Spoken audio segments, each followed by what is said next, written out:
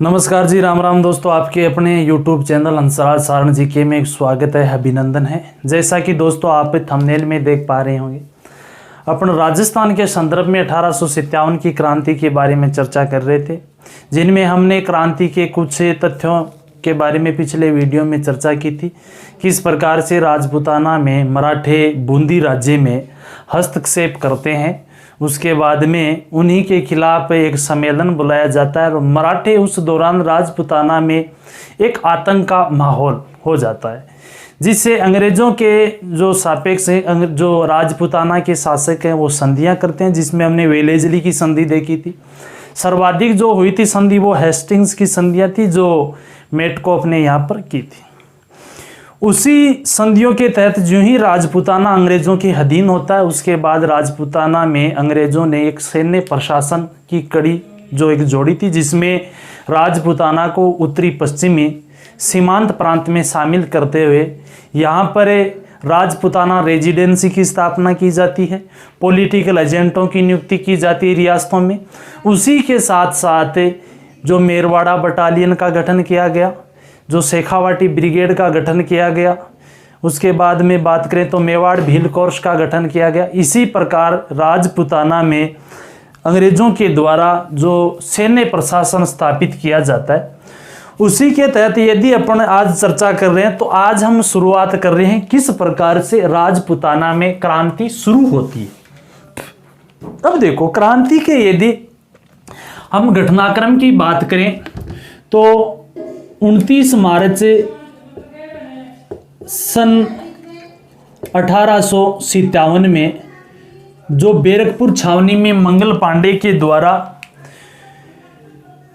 चर्बी वाले कारतूसों का विरोध किया जाता है और उसी के फलस्वरूप 8 अप्रैल सन 1857 में मंगल पांडे को फांसी दे दी गई थी। उसके बाद 21 अप्रैल सन 1857 को मंगल पांडे के सहयोगी ईश्वरी दत्त को फांसी दे दी जाती है।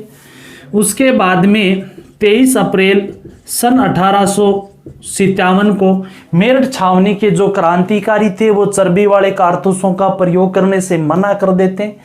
उसके बाद 9 मई सन 1857 को मेरठ छावनी के 85 क्रांतिकारियों को गिरफ्तार कर लिया जाता है और 10 मई 1857 को मेरठ छावनी से क्रांति की बख्त खां के नेतृत्व में शुरुआत हो जाती है। ये क्रांतिकारी जो 11 मई 1857 को पहुंचे थे दिल्ली और 12 मई 1857 को जो क्रांति थी राष्ट्रीय रूप धारण कर लेती है। जो क्रांति का नेतृत्व करता बहादुर शाह जफर जो ही नेतृत्व करता संभालता, उसी के साथ ये चर्चाएं हमने जो भारत के संदर्भ में क्रांति पढ़ी है उसमें भी की है।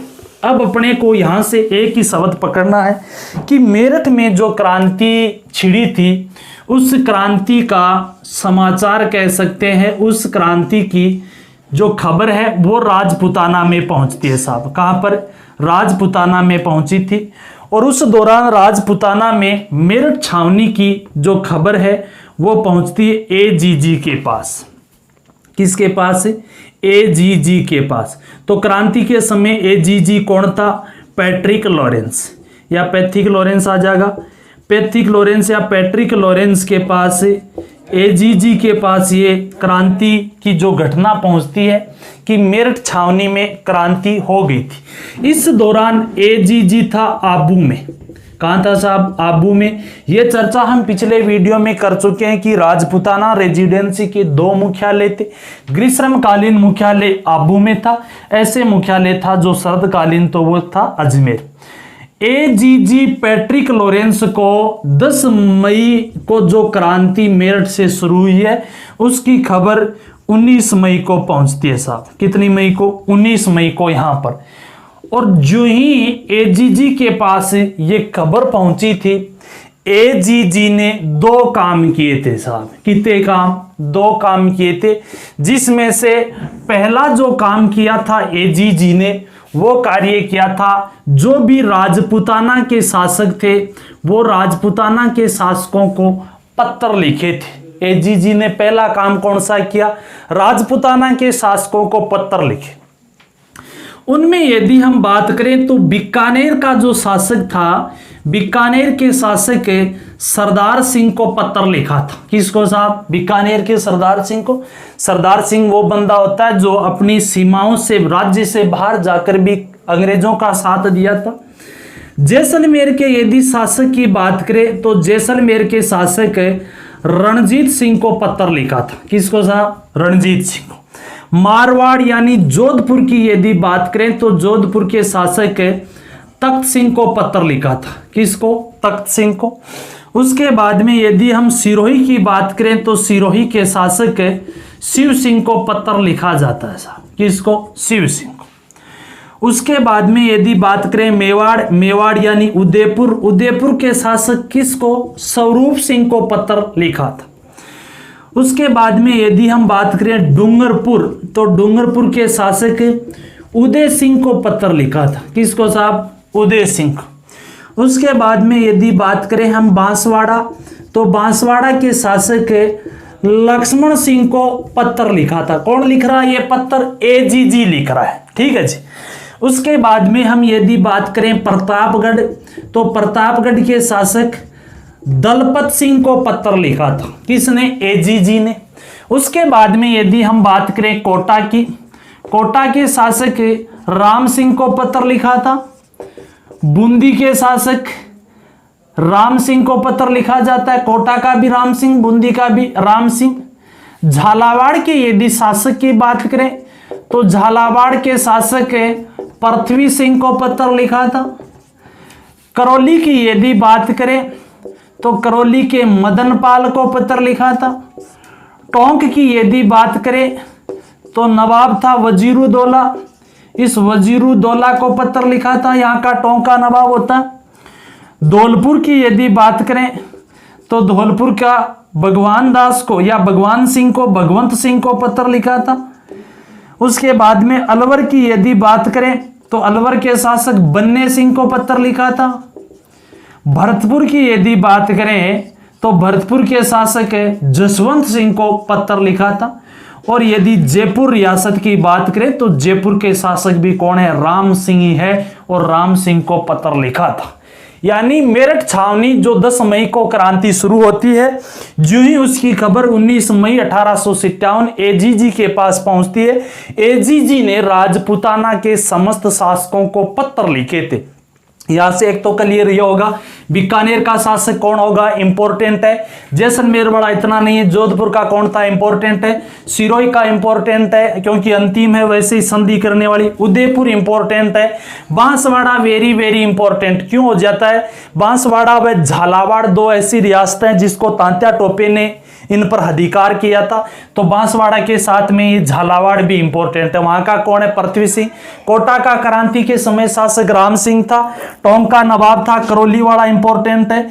अलवर वाला बन्ने सिंह था। धौलपुर का भगवान सिंह होता है। भरतपुर का इंपॉर्टेंट है जसवंत सिंह, क्योंकि क्रांति के समय नाबालिग शासक था। और जयपुर का शासक राम सिंह तन मन धन से साथ देने वाला, केसरे हिंद की उपाधि दी थी। इसलिए सारे शासक ये इंपॉर्टेंट हो जाते हैं कि क्रांति के समय किस किस रियासत में कौन कौन शासक थे। तो पहला काम ये किया, पत्र लिखा। पत्र क्यों लिखे? ये इन पत्रों के माध्यम से 1818 में की गई संधियां याद दिलवा रहा है। और इन संधियों के तहत कि हम आपस में क्या है, अधीन हो तुम हमारे, तो तुम्हारी रियासत में यदि विद्रोह होता है तो उस विद्रोह का क्या करोगे साहब? दमन करोगे। इसलिए ये पत्र लिखे जाते हैं। और दूसरा यदि जो एजीजी ने कार्य किया था, वो दूसरा काम किया था, अजमेर की सुरक्षा व्यवस्था को बढ़ाया था। कहां की साहब? अजमेर की। अजमेर की सुरक्षा व्यवस्था को बढ़ाया गया। क्वेश्चन उठता है जी, अजमेर की सुरक्षा व्यवस्था क्यों बढ़ाई? क्योंकि अजमेर में स्थित अकबर का किला, अजमेर में स्थित था अकबर का किला, और इसी अकबर के किले में अंग्रेजों को क्या रखा हुआ था? गोला बारूद। अब इसलिए इसी गोला बारूद की सुरक्षा बढ़ाने के लिए अजमेर की सुरक्षा बढ़ाई जाती है। अकबर के किले का निर्माण मुगल बादशाह अकबर ने 1570 में किया था। अंग्रेजों ने अपना गोला बारूद रखा, इसलिए इसी को कहते हैं मैगजीन दुर्ग साहब। कौन सा दुर्ग है? मैगजीन दुर्ग। और अजमेर की सुरक्षा व्यवस्था बढ़ाने के लिए इन्होंने, अंग्रेजों ने क्या क्या किया। अजमेर की सुरक्षा बढ़ाने के लिए सबसे पहले काम किया, 2 मेर पलटन बुलाई साहब। 2 मेर पलटन कहाँ है? मेर पलटन जो मेरवाड़ा बटालियन जिसका मुख्यालय ब्यावर में था, पहले वीडियो में हमने चर्चा की है। तो ये 2 मेर पलटन कहाँ से बुलाई है? ब्यावर से बुलाई है, कार्नेल के नेतृत्व में। यानी अजमेर की अंग्रेज सुरक्षा व्यवस्था बढ़ाने के लिए 2 मेर पलटन बुलाई हैं ब्यावर से। उसके बाद में डिसा गुजरात से यूरोपियन पलटन बुलाई। डिसा गुजरात से कौन सी? यूरोपियन पलटन बुलाई थी। यानी 2 को तो बुलाया है। तीसरा यदि बिंदु की बात करें, अजमेर की सुरक्षा व्यवस्था बढ़ाने के लिए अजमेर में स्थित 15वीं जो एनआई थी ना, इस 15वीं एनआई को अजमेर में कहां भेज दिया था? अजमेर से इनको हटा दिया गया और नसीराबाद भेज दिया। अब यहां उठता है दिमाग में कि 15वीं एनआई बटालियन को अजमेर से भेजा है नसीराबाद, तो सुरक्षा कैसे बढ़ी? यहां तो सेना कम हुई है। परंतु ये अंग्रेजों की चाल थी, क्योंकि जो 15वीं एनआई है वो मेरठ की छावनी से आई हुई थी, इसलिए 15वीं एनआई कहीं मेरठ में हुए विद्रोह की भावना ने लेकर आई हो, इसलिए 15वीं एनआई को अजमेर से हटाकर कहां स्थानांतरित कर दिया गया? नसीराबाद में।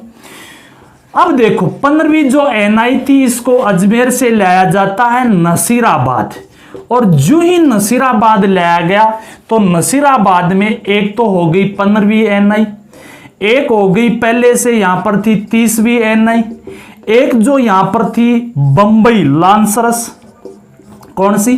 बंबई लांसरस, और एक है साहब मेरवाड़ा बटालियन। इस प्रकार से जो नसीराबाद छावनी है इस दौरान, इसमें 15वीं एनआई है, 30वीं एनआई है, बंबई लांसर्स और मेरवाड़ा बटालियन है। इस प्रकार से 4 प्रमुख बटालियन हो जाती है यहां पे। चलो 15वीं एनआई को अजमेर से स्थानांतरित नसीराबाद कर दिया, कोई बात नहीं। परंतु जो ही नसीराबाद 15वीं एनआई पहुंचती है, इनके हथियार जब्त कर लिए गए। कोई दिक्कत को नहीं भैया, हथियार जब्त कर लिए। परंतु दिक्कत तब होती है जब इन पर पहरा लगवाया जाता है, और 15वीं एनआई पर पहरा लगाने वाली जो बटालियन थी वो थी बंबई लांसर्स। यानी बंबई लांसर्स के माध्यम से 15वीं एनआई पर पहरा लगाया गया। इसी कारण जो यहाँ 15वीं एनआई के जो सैनिक थे उनमें असंतोष की भावना कि हमें अजमेर से चलो नसीराबाद ले आए, कोई दिक्कत नहीं, हथियार छीन लिए, कोई दिक्कत नहीं, पर हमारे पर पहरा क्यों? यानी ये अपने आप में कुंठित होते हैं। इनमें से एक सैनिक था बख्तावर सिंह। अब देखो यहां कंफ्यूज ना होना साहब, एक था बख्त खान मेरठ छावनी से है, एक बख्त राव जो झांसी की रानी लक्ष्मीबाई का सहयोगी है, ये बख्तावर सिंह है जो अजमेर की नसीराबाद छावनी। ये बख्तावर सिंह था वो अंग्रेज जो अधिकारी थे यहां पर। यदि हम अंग्रेज अधिकारियों की बात करें तो अंग्रेज अधिकारियों में यहां पर था स्कॉटिश वुड। कौन था? स्कॉटिश वुड था, एक न्यूबरी था, एक पेनी था, एक प्रीचियार्ड, एक लोक था। इस प्रकार से 5 प्रमुख अंग्रेज अधिकारियों के नाम है, स्कॉटिश वुड, न्यूबरी, पेनी, प्रीचियार्ड और लोक। और बख्तावर सिंह इन अंग्रेज अधिकारियों को पूछता है कि हमें आपने अजमेर से यहां स्थानांतरित क्यों किया? चलो यहां किया तो हथियार क्यों छीने? चलो हथियार छीने तो आप बंबई लांसर से हमारे पर पहरा क्यों लगवा रहे हो? क्या आपको हमारे पर विश्वास नहीं रहा है? यानी यहां अंग्रेज जो संतुष्ट जवाब नहीं दे पाते हैं, इसीलिए इसी नसीराबाद छावनी से 28 मई सन 1857 साय 3 बजे बख्तावर सिंह के नेतृत्व में क्रांतिकारियों ने क्रांति शुरू कर दी। और इसी यहां पर जो ही विद्रोह की शुरुआत होती है, अंग्रेज अधिकारी स्कॉटिश वुड मारा गया, न्यूबरी मारा गया और पेनी मारा गया। स्पोर्टिसवुड, न्यूबरी और पेनी 3 मारे जाते हैं। बचे प्रिचार्ड व लोक, जो दोनों मारवाड़ की तरफ जाते हैं और कहते हैं मारवाड़ का शासक कौन था, जोधपुर का शासक कौन था, तख्त सिंह, और तख्त सिंह ने इनको क्या दी थी, शरण दी थी। क्रांतिकारी यहां से विद्रोह करके, कहां से, नसीराबाद छावनी से, और ये बढ़ते हैं साहब दिल्ली की ओर। जो ही क्रांतिकारी दिल्ली की ओर बढ़ रहे थे, क्रांतिकारियों का पीछा किया गया।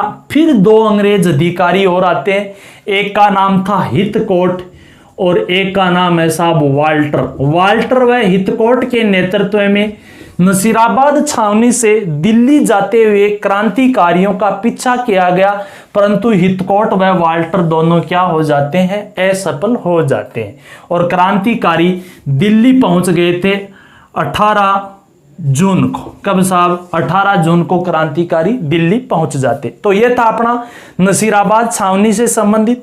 यहां जो कथन भी आता है एक प्रिचार्ड का ही है, जो प्रिचार्ड नसीराबाद छावनी में था।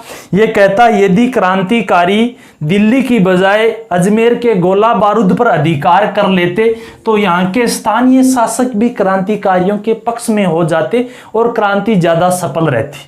चर्चा हमने कहां से की थी कि जो ही मेरठ छावनी की खबर राजपुताना में एजीजी पैट्रिक लॉरेंस के पास पहुंचती है, जो आबू में था उस दौरान, क्योंकि 19 मई की बात है, ग्रीष्मकालीन जो आवास था यहां पर इनका मुख्यालय कह सकते हैं। पैट्रिक लॉरेंस ने 2 कार्य किए हैं। नंबर 1, शासकों को पत्र लिखे, जिनमें यदि बात करें बीकानेर के शासक सरदार सिंह को पत्र लिखा था, जैसलमेर के रणजीत सिंह को पत्र लिखा था, जोधपुर के शासक तख्त सिंह को पत्र लिखा था, उसके बाद सिरोही के शिव सिंह को पत्र लिखा था, मेवाड़ के शासक की बात करें स्वरूप सिंह को पत्र लिखता है, डूंगरपुर के शासक उदय सिंह को पत्र लिखा है, उसके बाद जो डूंगरपुर के पास में बांसवाड़ा के यदि शासक की बात करें तो लक्ष्मण सिंह को पत्र लिखा है, प्रतापगढ़ के दलपत सिंह को पत्र लिखा है, कोटा के शासक की बात करें राम सिंह को पत्र लिखा है, बूंदी के शासक की बात करें तो भी कौन है, राम सिंह, सूर्यमल मिश्रण जिसके दरबार में रहता था, झालावाड़ की बात करें तो पृथ्वी सिंह को पत्र लिखा है, टोंक के नवाब वजीरुद्दौला को पत्र लिखा है, करौली के मदनपाल को लिखा था, धौलपुर के भगवान सिंह को पत्र लिखा था, अलवर के बन्ने सिंह को पत्र लिखा था, भरतपुर के शासक जो नाबालिग था साहब उस दौरान जसवंत सिंह को पत्र लिखा था, और जयपुर के राम सिंह को। इस प्रकार से शासकों के पत्र लिखे और उनके बाद में अजमेर की सुरक्षा व्यवस्था बढ़ाई। अजमेर की सुरक्षा व्यवस्था बढ़ाने के लिए मेयर पलटन बुलाई गई थी 2। कहां से आई थी वो तो बता सकते हैं अपन, ब्यावर छावनी से आई थी। उसके बाद में डिसा से एक यूरोपियन पलटन बुलाई जाती है, डिसा जो गुजरात में है, ठीक है। और उसके बाद में अजमेर की सुरक्षा बढ़ाने के लिए 15वीं एन आई थी, जिसको वहां से हटा दिया अजमेर से और कहां भेज दिया, नसीराबाद। इसको इसलिए भेजा क्योंकि ये मेरठ के विद्रोह की भावना न लेकर आई हो, यहां पर ऐसी मान्यता थी, इसलिए भेज दिया जाता है। जो ही भेजा जाता है 15वीं एनआई को, तो नसीराबाद में 15वीं एनआई हो गई, 30वीं एनआई हो गई, उसके बाद मेरवाड़ा बटालियन और एक बंबई लांसर्स। 15वीं एनआई के हथियार जब्त कर लिए और बंबई लांसर्स के द्वारा इस पर क्या दिया गया, पहरा दिया गया। सैनिकों में कुंठा की भावना आती है, हमारे साथ ही ऐसा क्यों हो रहा, इसलिए बख्तावर सिंह आगे आता है, जिसमें अंग्रेजों के नाम आएंगे, स्पोर्टिसवुड आएगा, न्यूबरी आएगा, पेनी आएगा, प्रिचार्ड आएगा, लॉक आएगा। इनमें से अंग्रेजों को जो सवाल जवाब बख्तावर सिंह ने पूछे कि हमारे पे आपको विश्वास नहीं है, ये उचित जवाब नहीं दे पाते, इसलिए 28 मई 1857 को 3:30 बजे बख्तावर सिंह के नेतृत्व में नसीराबाद छावनी से विद्रोह की शुरुआत। स्पोर्टिसवुड मारा गया, न्यूबरी मारा गया, पेनी मारा गया, बचे 2 प्रिचार्ड और लॉक, दोनों के दोनों मारवाड़ के तख्त सिंह ने इनको दिया था आश्रय या शरण। जो ही क्रांतिकारी नसीराबाद से दिल्ली की ओर बढ़े, हितकोट व वाल्टर 2 अंग्रेज होते हैं जिन्होंने इनका पीछा किया था। इस दौरान यदि बात करें, अजमेर का जो प्रशासन संभाल रखा था वो डिक्सन ने संभाल रखा। किसने? डिक्सन यहाँ का प्रशासक था अजमेर का। और क्रांतिकारी दिल्ली 18 जून को पहुंच जाते हैं। प्रिचार्ड का कथन है यदि क्रांतिकारी गोला बारूद पर अधिकार कर लेते तो यहाँ के शासक जो थे वो क्रांतिकारियों के सहयोगी बन जाते। इसी के साथ इस आज के वीडियो को यहीं विराम देते हैं।